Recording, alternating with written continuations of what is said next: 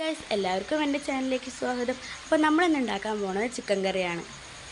അപ്പോൾ നമ്മളിതാ 2 kilo chicken കഴുകിയെടുക്കുകയാണ് കേട്ടോ ഗൈസ്. മഞ്ഞൾപ്പൊടി, 1 സ്പൂണ് കാശ്മീരി മുളക് പൊടി, 4 സ്പൂണ് ചിക്കൻ മസാല,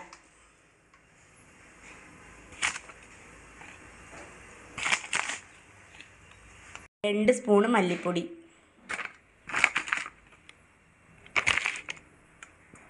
1 സ്പൂണ് കുരുമുളക് പൊടി, പാകത്തിന് ഉപ്പ്, കുറച്ച് വെളിച്ചെണ്ണ, 4 സവോള, 10 ചെറിയുള്ളി, 2 മുളക്, 2 തക്കാളി, ഇഞ്ചി, വെളുത്തുള്ളി, കറിവേപ്പില, മല്ലിയില. ഇപ്പം കുറച്ച് നമുക്കിടാം, അത് കഴിഞ്ഞിട്ട് നമുക്ക് കുറച്ച് വറുത്തിട്ടും ഇടാം കേട്ടോ ഗൈസ്. നമുക്കെല്ലാം മിക്സ് ചെയ്യാം. ആവശ്യത്തിന് വെള്ളം. നമുക്ക് ഇത് വഴറ്റിയെടുക്കാം. ഇനി നമുക്ക് സവോള ഇടാം.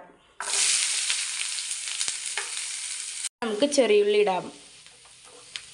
ഉപ്പിക്കാൻ വേണ്ടി നമുക്ക് കുറച്ച് ഉപ്പിടാം. ലേശം മതിയേ. നന്നായി മിക്സ് ചെയ്യാം. അടുത്തതായി നമുക്ക് ഇഞ്ചിയും വെളുത്തുള്ളിയും ഇടാം.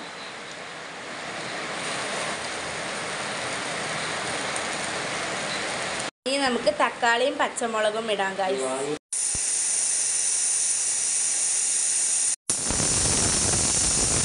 നമ്മൾ എണ്ണ ഒഴിച്ചിട്ടുണ്ട്. ഇനി നമുക്ക് അതിലേക്ക് കടുക് ഇടാം കേട്ടോ.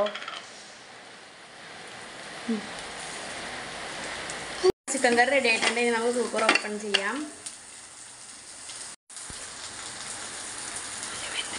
നല്ലോണം വെന്തിട്ടുണ്ട് കേട്ടോ ഗൈസ്. സൂപ്പറായിട്ട് വെന്തിട്ടുണ്ട്.